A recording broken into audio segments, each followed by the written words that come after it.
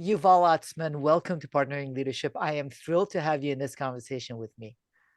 Thank you, Mahan. It's a great pleasure to be with you. I'm really excited knowing the work you've done with respect to strategy and AI, its application in strategy, and look forward to that conversation. Before we get to that, though, Yuval, would love to know whereabouts you grew up and how your upbringing impacted the kind of person you've become. Sure, no, and thanks for asking. I guess that one of the things that I've learned in my work is obviously the more you get to know about people's background, all of a sudden, the more you can connect with them and appreciate them. And even we're not going to cover all the hardship or special experiences. I think it's one of the things that I've learned sometimes the hard way, just how meaningful it is to know people's backgrounds. I mean, for myself, I was born in Israel, 1976. I went to school there other than 1 year where my parents relocated to Dallas for a job that my mom actually had. She was, which was still fairly unique. She was a very senior woman in the software industry. She was the only woman in the management team, and certainly moving abroad for a year because of the women's role was less common. But my dad has his own career, and both of them, I think, were in that way inspiring for me to be interested in tech and be interested in business overall. We're one of those families that, topics of economy, as well as politics and others, were sort of common dinner discussion topics. But before I started my education and career, like other people in Israel, I also spent pretty meaningful period in the military. I was a officer. I mean, I did the normal training, and then I continued to officer training, which also meant I did a slightly longer service in the Israeli military, which I continued for a few years also as reserve duty, all the way to a major in reserve in our armor corps, which obviously gave me all kind of different experiences of leadership at a fairly young age. I think when you're sort of dragged into it rather than you have time to study what it means to be a leader, and you do a lot of mistakes. And but for me, it was I don't know what would have happened if I had to go at 18 to university. I think the fact that I had that break for someone who at least was a very kind of curious but slightly disorganized teenager, it made a really big difference in my attitude to what I want to achieve in life. And I think by the time I was in university, I took things a lot more seriously than I did at high school. Well, I appreciate that background, Yuval, and I appreciate your recognition of the fact that I know you work a lot with AI, in that, if anything, it's more important than ever for us to connect with the humanity of the person and know where those insights are coming from. That's the value add of the individual. And one of the things I've enjoyed, not just your background, is seeing some of your recommendations, reading some of your posts on LinkedIn. It speaks to your values, which are just as important, to marry those with your insights on AI and strategy. Now, you did have some experience in business before then coming back to McKinsey to do consulting. What brought you back? Yeah, I mean, I did something which is relatively uncommon in consulting, or for us at McKinsey, although slightly more common these days than it used to be, which is I left the firm and came back.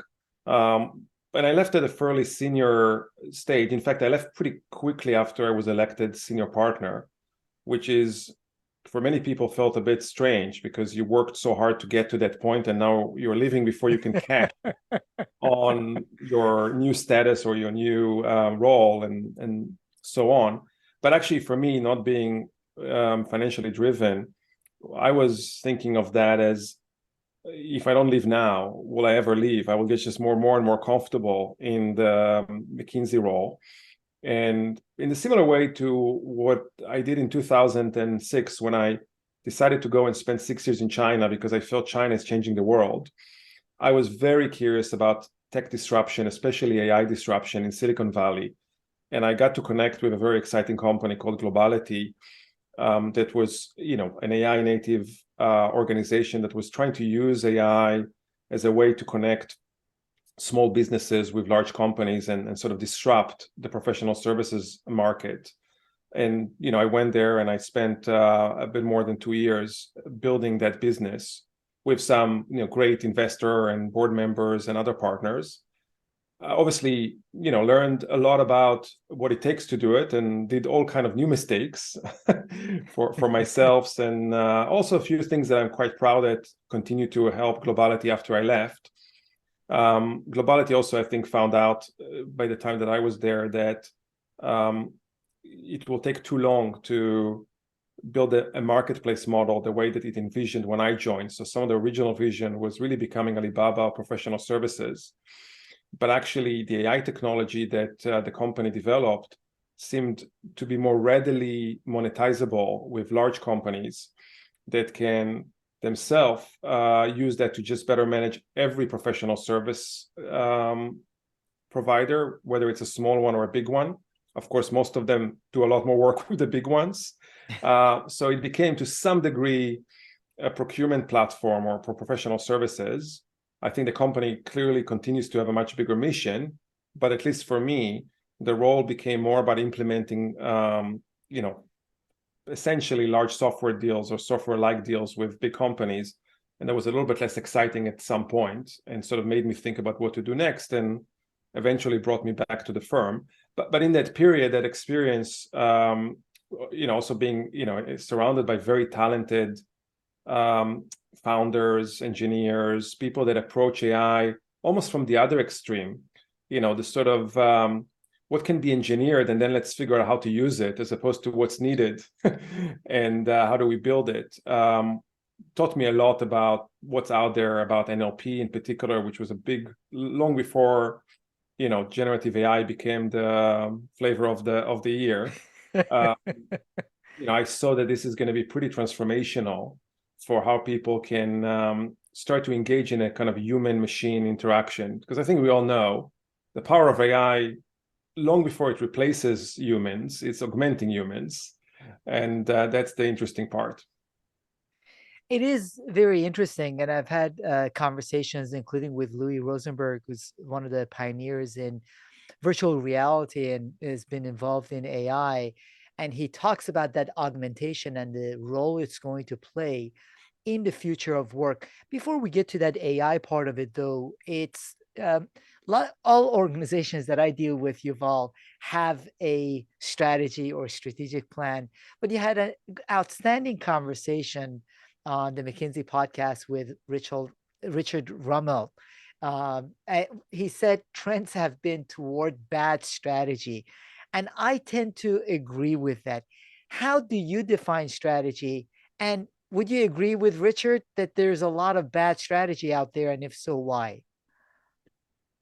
So I think I would agree with him, unfortunately, that bad strategies is as common as good strategy, if not more common. But it indeed, as you say, depends a little bit of what you expect from good strategy.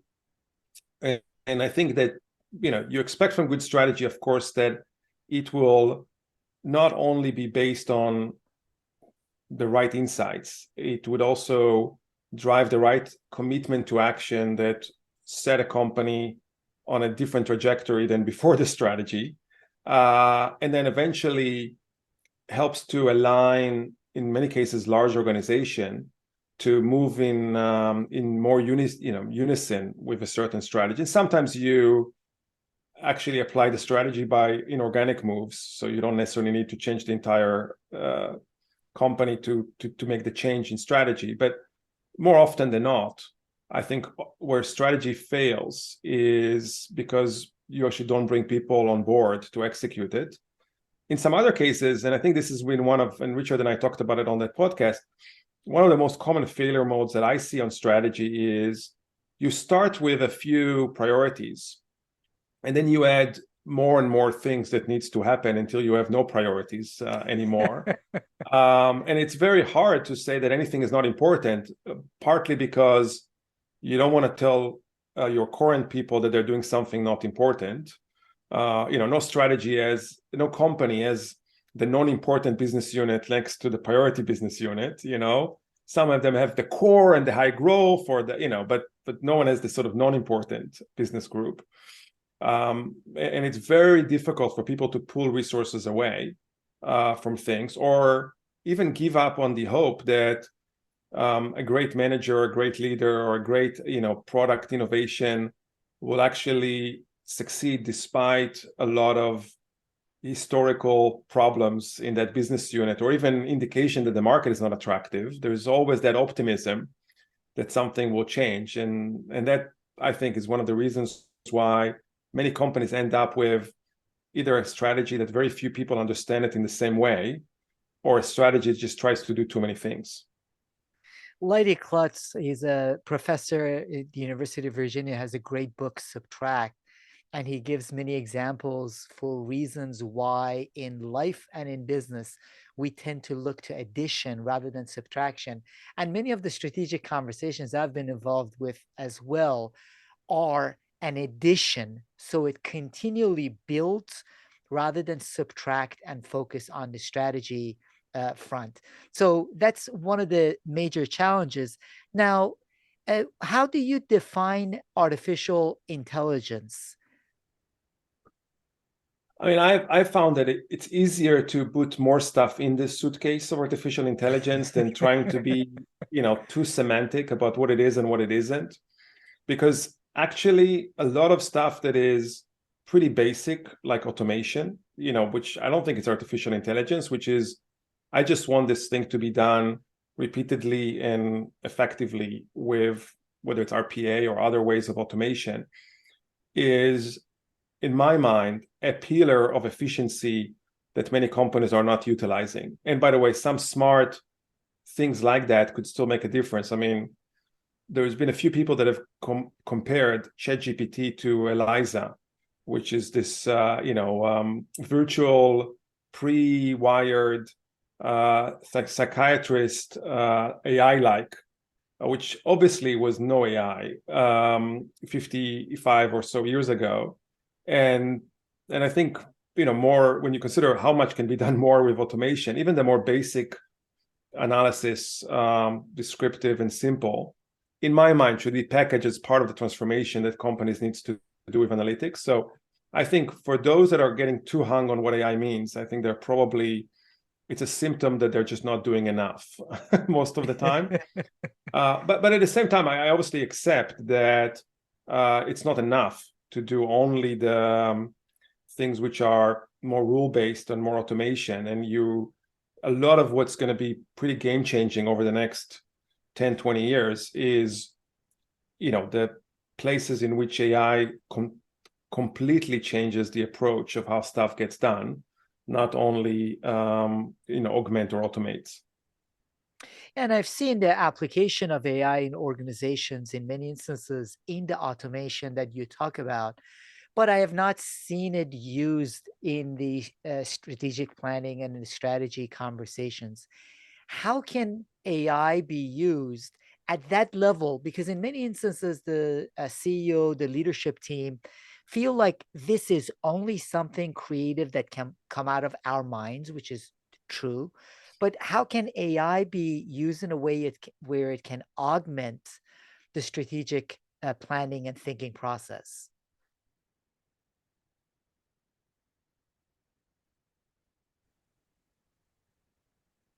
Sorry, I got frozen for a second, so I missed your question.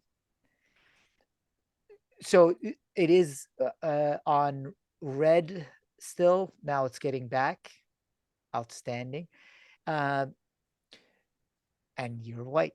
Great. So a lot of organizations are using different AI tools, as simple as applicant tracking systems, everything else in the organization. But I don't find it used in the leadership team, in the strategic conversations. How can AI be used in a way where it augments the strategic thinking of an organization? So I think you're right that very, very few companies are, using AI in a meaningful way as part of their C-suite discussions, or even as inputs to prepare for the right discussions. I think you're seeing more that are leveraging it in some spot analysis and preparation. They might use it for M&A scan in a more, or IP scan in a more systematic way. So I would say it has become pretty common for within the life science industry, for example, to provide some ideation for new innovation or new opportunities by using AI to crawl through a lot of IP patent application data, and so that would be an example of, again, it's not the common example across industries, but you have some cases where that's becoming more common.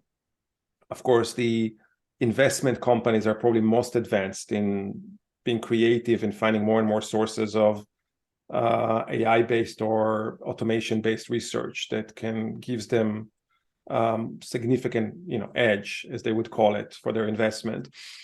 We're seeing it, including in the work that we do. We're obviously seeing analytics being used as part of the strategy development process for specific things. Growth analysis of the past performance in a more automated way or scaled way to get to a higher level of granularity in the portfolio. But those, I would say, are still far and few and little used. What you almost not see at all, I mean, I think I haven't yet to work with a client, put it this way. I've heard people talk about it, but I've yet to see it. That literally the AI in the room, almost as your seventh executive, or where you can actually in the discussion use the AI. And I sort of used a very simple thought example. I don't think it's complicated to use AI, for example, to do a voice counting of, and remind the CEO at the end of the meeting, you have spoken 70% of the meeting, you may have not solicited enough input. Or based on tone of voice analysis, everyone seems to agree with you. Maybe it's good to spend a little bit of time to explore alternative opinions. And, this is just a few examples, cheeky examples, but there's a lot that can be done even at that level that can have quite a big impact on the quality of decision-making in boardrooms. Well, I liked you up to this point, Yuval. Now you scared me, because that's part of what I do with some of the senior teams I work with. I'm the one that pushes back on the individuals when they are all quickly agreeing with whatever it is one executive has said and move on. But all kidding aside, there are those types of applications that can be used in facilitating the conversation. You also talk about the 6 stages of AI development. Do you mind talking through those 6 stages, and where do you think the biggest potential is for most of the organizations that you interact with? Yeah, I mean, the reason we have been spending some time to try to codify or think about those 6 stages is, first and foremost, to move away from a binary thinking about AI, that, when you are making an effort to leverage AI in strategy or in other things, it's all about something highly autonomous and highly prescriptive and highly intelligent that makes, the CEO not needed anymore. And we all know that technologically we're quite far from that. Yuval, I want to interrupt and underline and emphasize and circle that in many of the conversations, one of the reasons I find a mind block with people thinking through AI applications at the leadership team level and in the organization, it's because they immediately go to that binary mode that you talk about, of this autonomous artificial intelligence unit that makes the decisions, rather than seeing it as gradients of applications all throughout. I think that's exactly right. And it's remarkable at one level, as you and I are discussing it, as if it's the most obvious thing that there's, gradients, and we all understand that in other parts of our life.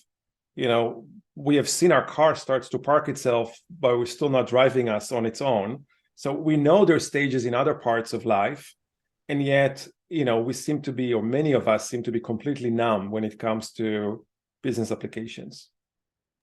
Yes, yes. So that's why thinking through the 6 stages helps for the executives and CEOs to ask where are we at and where is the biggest potential for our organization? You were Yeah. mentioning the 6 stages.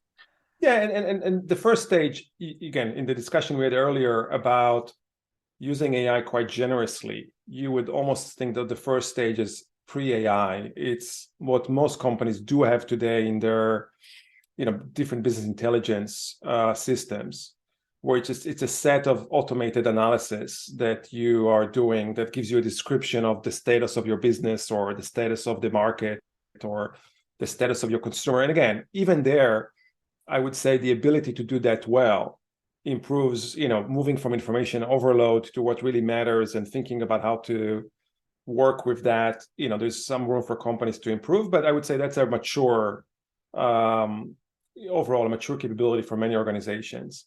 I think you kind of move from, in many respects, you move from data to insights. And you sort of in the second stage, we talk about how to use AI for diagnostic intelligence. You talked about Richard Romelt. Richard Romelt say every strategy starts from simply understanding what's really going on. Many people jump to conclusion without spending enough time to understand what's really going on, or they describe a plan without starting from why that plan will be different than where they are today. And to explain the difference, you have to explain how you got to where you are today. So diagnostic intelligence is, again, using AI to try to draw more insights into where you are today. Again, technologically, it's quite mature. Depending on the use cases, you do need to have domain experts, both in strategy and in your industry, to make it meaningful in terms of what kind of diagnostic analysis would be valuable.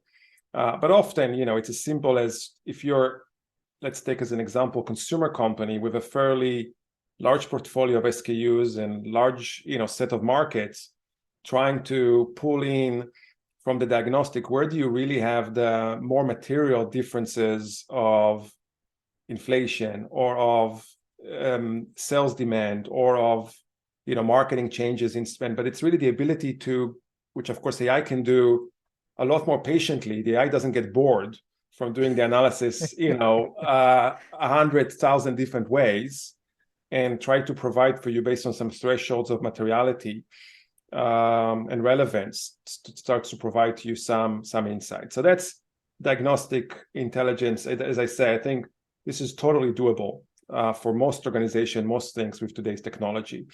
You then move to the next phase, which is kind of what we call prescriptive intelligence, which is really the ability to tell you what's going to happen. Now, I think anyone that want to use any application with too much reliance on the future, is obviously needs to be careful. So the point is not, in the case of strategy, is not to necessarily give you a very accurate prediction of the future.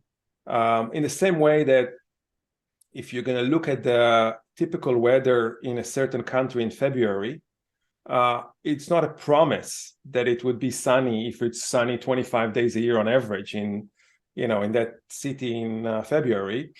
But it already gives you an indication, it gives you something that gives you a certain level of confidence and a certain statistical probability. And again, AI is quite good at many types of predictions depending on historical data, and which you can continue to improve, which at the very least can give you an outside view of what could happen. And if that seems to be in contradiction to what you're expecting, can improve in many cases the process of planning for the future.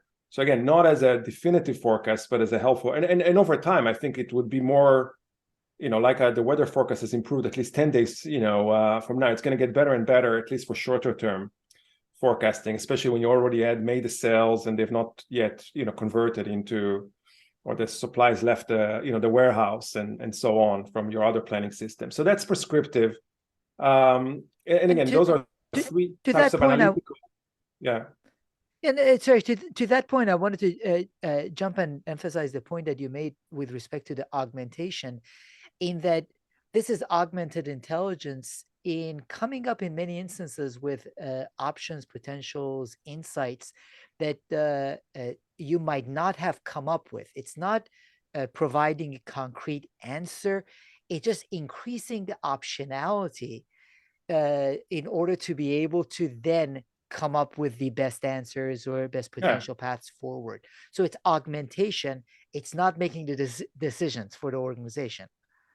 completely. So all the levels we've talked about so far are all analytical tools at the end of the day that should improve the quality of insights you're working with on the past and on the future, and at least provide you with a better opportunity to reflect on differences between your own expectation and, I mean, if it's aligned, you should be careful. But if it's very different, you should spend time to understand the difference. Um, So exactly, I think it's really having a more insightful, a data-driven augmentation involved in that strategic thinking process. Now, before moving on, I do want to get some of your thoughts with respect to just general scope, not necessarily the clients you're working with. Where are most organizations at this point? What's your sense in terms of when thinking through strategy? I see most of the ones that I interact with are at best at the simple analytics stage. yeah. So where are most of the organizations at this point? So I think the short answer is very few are utilizing more than stage one. I think that some have spot stage two, and some have spot stage three, not necessarily the same time as doing stage two. Again, needless to say, companies that are making significant bets ahead of time, for example, big capital investments in mining and similar types of long-term project real estate, they would tend to spend quite a lot of energy on prediction and trying to understand drivers, and some of them would use more complex models, and some of them would use a more modern AI and so on. But if you sort of go to the more common industrial companies that executives are making so much of the decision within a budget year as opposed to a lot more than that, first of all, as we know, the best proxy for the budget is what it was the year before. I mean, there's like a 97% correlation in our research. And even when you're trying to make this correlation, it's more social aspects of who had the political influence to get more budget than anything the AI told you. I hope most of my listeners are laughing along with me, Yuval. I've sat in a lot of strategic planning meetings and facilitated a bunch. And that's exactly how a lot of approaches to strategic planning work.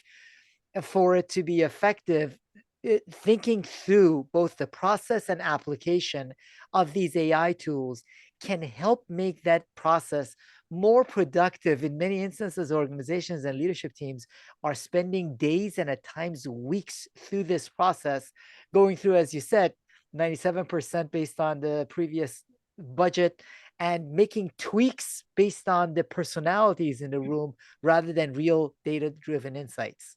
I mean, let's also recognize there's a very human factor here. I mean, most of us are quite happy to use our sports app when we are meeting our sports plans. As soon as we start to fall behind, the diet app or the investment app, when the market goes up, we check it pretty often. When the markets go down, we don't open it. And I think the reality is executives are never able to do everything they want. It's a pretty tough life for senior leaders in most organizations today. And there's almost a reluctance to get too much criticism, or if I sort of expose myself to an AI tool that will keep reminding me my potential mistakes or my mistakes, will that make my life a lot harder? I mean, there's just not a lot of, we joked about it in the other podcast about, being kind of having AI as your own spoke, like the Star Trek Vulcan. And we all remember that it wasn't always pleasant to deal with the Vulcan, right, on that TV show. I think there's a very human factor also that senior people don't necessarily want to deal with some of that emotionally, even if they don't admit it. We want to be able to turn it off. Okay, enough of you now. We want to move on. So these are the three stages of AI development, and you talk about three more future-oriented Yeah. stages of AI development. And I think the next three, and you can debate if they're three or two to some degree, and or you can always break it up a bit further as we'll become smarter about it. But we sort of put the fourth one as you're in a semi-autonomous stage. You're starting to get not prescription, but actual recommendation of things to do. So it kind of moves from giving you analysis to giving you, synthesis, implications, recommendation. Moving into stage 5, which is really empowered to make selective prescription or, decision making on your behalf. And you can imagine, for example, some of that happening in some part of your budget. Of course, supply chain AI in some cases, is already moved into that. Most email personalization of, spam filter is entirely at that stage. But you pick a few things. You're not going to delete your inbox, but you'll allow your spam to be automatically filtered out. So what's the sort of equivalent of that in business? And then, of course, the final stage is, thank you, AI. You developed the strategy for me. I don't think I will see it in my lifetime personally, but I think it will happen at some point as well. Yeah. So at this point, we are, as you mentioned, in the earlier stages where we can use the AI to augment the thinking that happens for the strategic planning. So a couple of other questions with respect to strategy, Yuval.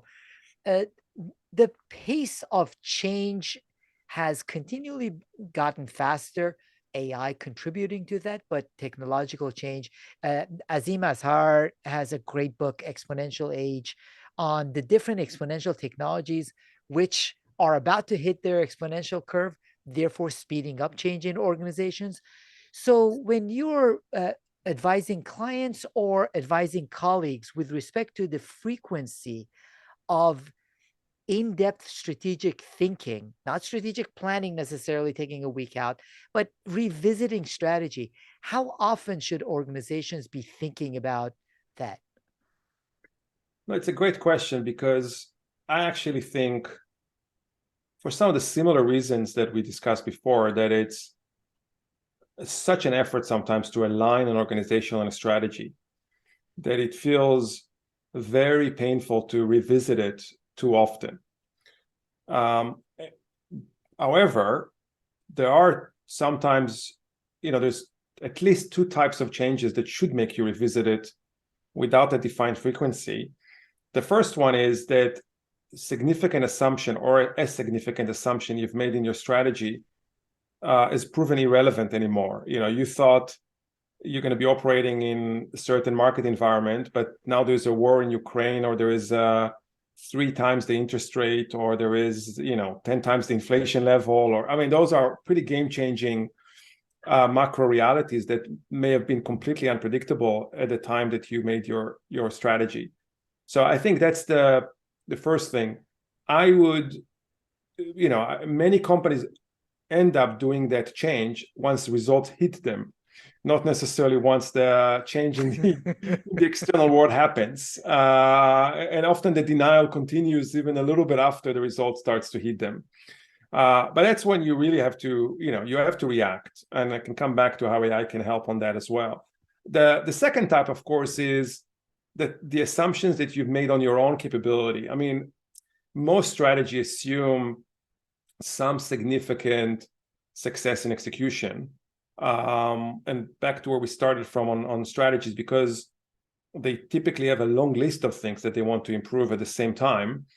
And because history shows that it's hard to make improvement in modern organizations in a significant quantum, again, some strategies become invalid when big initiatives don't work out anymore. And again, a lot of the typical executives tend to do something that behavioral psychologists call escalation of commitment, which is when a big bet in their strategy is not working, they are now doubling down on, they have to prove not only that it, makes sense, but that they were right to make the bet to begin with. So again, instead of revisiting the strategy, they kind of, go on, and we've seen that happens also with some political leaders in some countries. But for all that is, I think it's actually very hard to make judgment in a efficient way that the strategy is not working or the strategy is not relevant. And I actually think that probably the most obvious and straightforward use case of AI is to give you can do it weekly, monthly, quarterly, whatever, is to give you a set of insights on, is your strategy still relevant? I mean, most companies know what are the big assumptions are, in their strategies, or frankly, AI on itself can link it to the value creation opportunity. When, as we've seen, the interest rate changes a lot, it means that your cost of capital is changing a lot. If there is a certain activity that requires a lot of capital, but continue to generate the same profit, and now the capital is so much more expensive, then that activity has become that much less value creating. Now, we don't need AI to calculate some of it, but again, AI can serve both the calculator and the unpleasant kind of reminder that people otherwise may not get. Yeah, so it can help in some instances keep us honest with respect to, as you mentioned, even at the most senior levels. It's some of those human biases and heuristics that play into us doubling down and keeping up with the same strategy. So it has to be revisited. Now, one of the things that I believe is happening, not just to Google as a result of what's happening with AI, is that a lot of organizations, their business model assumptions will quickly have to shift. So, how do you see AI's development having an impact on business model shifts and the need for strategic thinking with respect to that? So I think you're right that, like a lot of other things in technology, the exponential curve of things means that by the time you realize it's disrupting your business, it's already happening very, very fast. And whether it's too late or not, you can debate. But often there is a tendency to also maybe assume it's going to happen a lot sooner than it does. I mean, we have seen in many industries examples of promised disruptions that have lagged significantly the expected timeline. But then like the Ernest Hemingway book, it happened gradually and then suddenly. And I think that's definitely gonna happen with AI. I am not convinced we're at the suddenly stage in too many domains yet. I'm not saying we are 20 years away, but I don't think it's as imminent in many things. Now, of course, generative AI definitely feels like a change in people's attention. And I think that by itself creates an acceleration. So I think that, because I'm a big believer that in many applications, what's stopping AI adoption is human readiness, not technological readiness. I think that what we're experiencing right now could have an unexpected effect and acceleration just on how people, I mean, we started to see that, kids do their homework and how, companies do their marketing and videos and call center management. And we're starting to see a few things where, especially for those that are saying, I'm very comfortable with a 10% error rate or embarrassment rate or whatever you want to call it, but saving 80% of the cost. It's a no-brainer trade-off for some. So they're kind of moving quite quickly. So I think the human awareness aspect is harder to predict. And I think we're only a few months into what feels like a new wave of excitement about AI. So, time will tell how that impacts 2023 and beyond. So I think we're going to see, as always, some of that is accelerating. There might be some fatigue for some other apps where people assume too much. But I think, over time, we will see more and more disruption coming from AI for sure. And with that disruption, as you mentioned, the people being willing to experiment and take things on will speed it up. So that's part of what I see, much more willingness with respect to whether it's executives or it is kids to seek out tools to make processes faster, easier. Having been exposed to generative AI, now all of a sudden, very highly motivated, highly compensated, intelligent executives are saying, wait a minute, where else in my organization can we use AI? So I think while this by itself might not have been transformative, it has caused people to seek out answers, which by itself might make the pace of change faster. There's a Jewish proverb when I was a kid that translates roughly to something like the fool says what he knows, and the wise man knows what he says. And the reason I'm bringing it up is I think generative AI is the wisest fool we've ever experienced in modern times.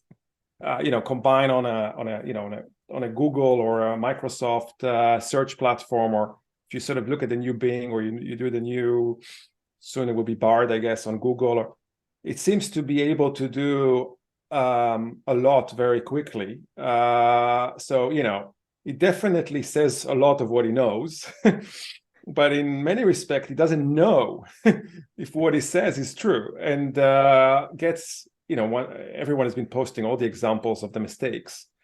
But that's what I said. It depends a lot on the tolerance. By the way, we're surrounded by people that says wrong things all the time, and we're not that upset by it. I don't think your average call center person always gets it right.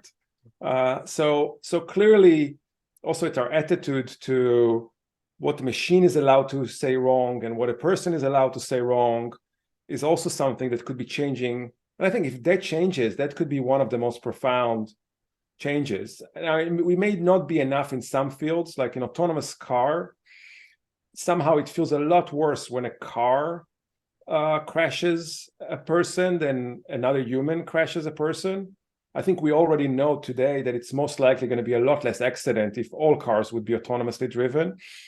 But we still feel, I think likewise, we would feel probably much worse about a machine making a wrong decision about someone's imprisonment than a human judge, although we all know the judge makes a lot of mistakes that probably machine can reduce. But I think we're going to see more and more domains where the fact we kind of live in a world where mistakes are worth it for the efficiency. And by the way, remind ourselves that humans do it as well. I think that could be game changing as well. It could be. Now, one of the things, Yuval, is that we experience with PCs and technology, a lot of organizations ended up having chief technology officers, emphasizing technology as a core part of their organization. Eventually, they said we're all technology companies, regardless of the industry we are in. How do you recommend for organizations to think about AI beyond the strategy and the strategic planning conversation? Should there be a function focused on AI? Should there be applications throughout? How should the organizations think about approaching AI? So I think, similar to a few other things that have been said in recent years about technology or digital, likewise in AI, it's very obvious that the native companies that have been with AI as their method from the beginning, including very large companies in some cases today that are, the big tech guys without, the names are at this point, most of them that have adopted AI, sometimes to an embarrassing level in recruiting or in, trying to identify people as gorillas and so on. But if sort of that's been real part of their DNA from the beginning, are obviously starting every question on, what can AI do before they do it differently. I think that should be the aspiration for companies that want to be in a leading position. And I think if you're not doing that pretty rigorously, you are very quickly falling into doing very little. Of course, you can, in theory, spend once in a while a real scan opportunity, prioritize, decide on a few use cases.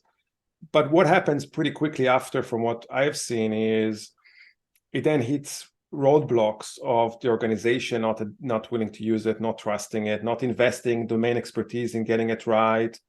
And there's so many ways to kill it in a company that if you don't have a default for this will happen, it ends up almost not, happening more of the time. Except obviously very mature applications where it's almost plug and play or can be done very quickly for you today. So I think it does take that kind of leadership to make meaningful change in a short period of time. It is almost always evangelized by the top leaders of the company beyond the CTO. The best CTO in the world cannot change the company to adopt technology without everyone in the executive team really wanting it as well. And sometimes that means replacing the executive that don't want it.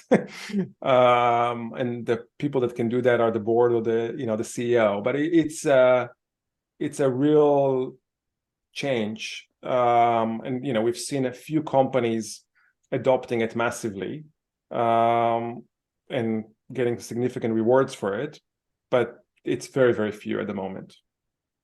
And it is a potential opportunity for a lot of other organizations as well in thinking through their strategy moving forward. Now, for the executives nod to your eye-opening books, are there eye-opening books or resources you recommend to CEOs and other executives as they want to think through the strategy of their organization and or AI's role in strategy? So I think there's a few books that I think are very interesting in terms of how to think about AI. I don't think there is yet a book which is capable of bringing it all together as a sort of a guide for a CEO, and probably those that try end up being a little bit too focused on some big tech examples where, again, I think you can't compare yourself to an Amazon or a Microsoft or an Airbnb if you are a big telco or a big bank or and so on. But there are, at least it's similarly, by the way, I loved Richard Romode's books, the 2 books on strategy, Good Strategy, Bad Strategy, and The Crooks. I have almost no good strategy book that I've ever read outside his and a couple more. It's very hard because it's very quickly becomes someone forces too much a certain framework or a certain approach, where I actually think and what I love about Richard is he refuses to use frameworks, and he gives you just sort of common sense advice about how to know you're on the right track or not. And it doesn't tell you what to do, but it tells you, what not to do and how to come with a frame of mind. And I think likewise, when I think about books about AI, it's often the collecting of different books that I think gives you a lot of knowledge. So I enjoyed one of the books that I read last year was 1,000 Brains by Jeff Hawkins, which is meant to be about the brain, not about AI.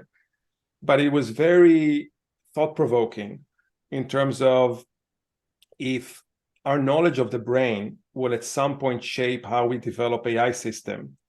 First of all, there's nothing that prevents an AI from having consciousness, nothing, in the sort of nature of the universe that prevents it. We don't know our own consciousness, why it happens. So how could we say for sure that, AI will not have consciousness at some point? Again, we're not talking about a 2025 problem, but nonetheless, that I thought was quite useful framework to, and also linking between the more our knowledge of how our brain can do so much with so little power shapes into the research, because we've got AI that, AI is expected to take over the brains.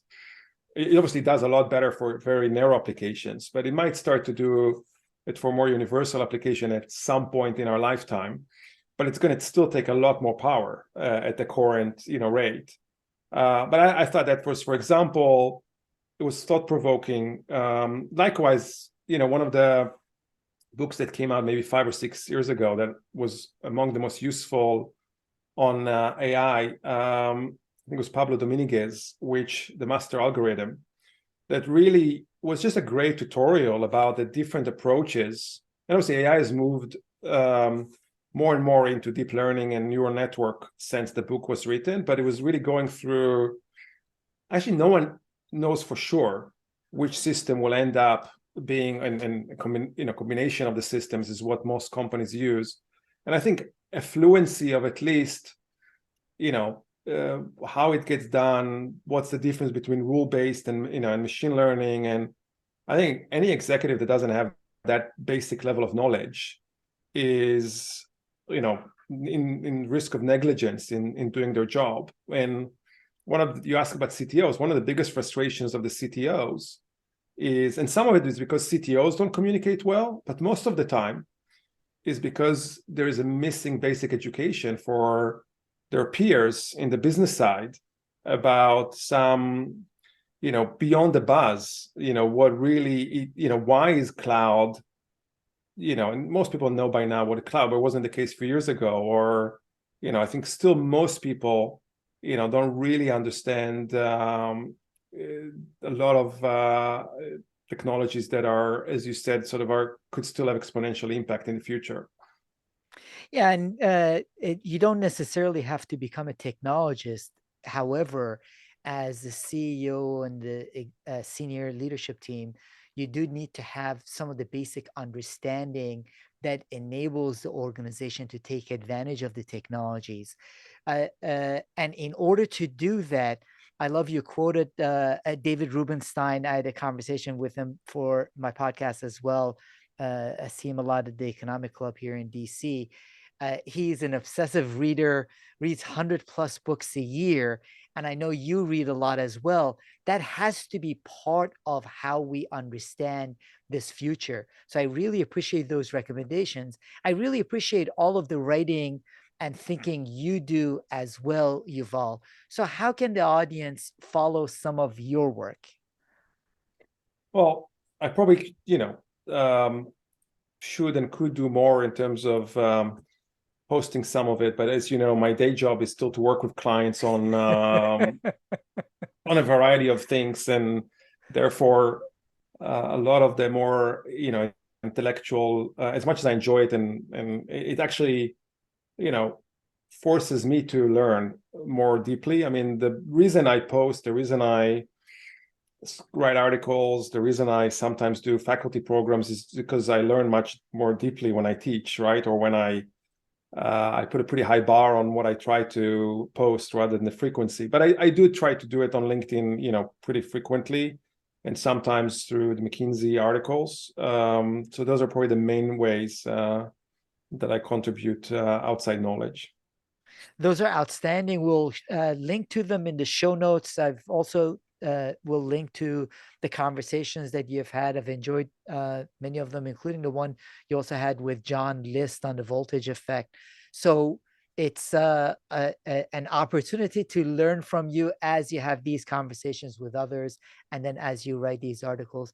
I really appreciate the conversation with you, Yuval, in that strategy and strategic planning can use AI to help the thinking and the organization go to a higher level in augmenting the thinking, and really appreciate the insights that you have shared with respect to how CEOs and leadership teams can do that. Thank you so much for the conversation, Yuval Atsman. It's been a pleasure. And I think, we will see a lot more happening that I don't even know yet, that will start to give opportunities for all of us to enjoy the benefits of AI.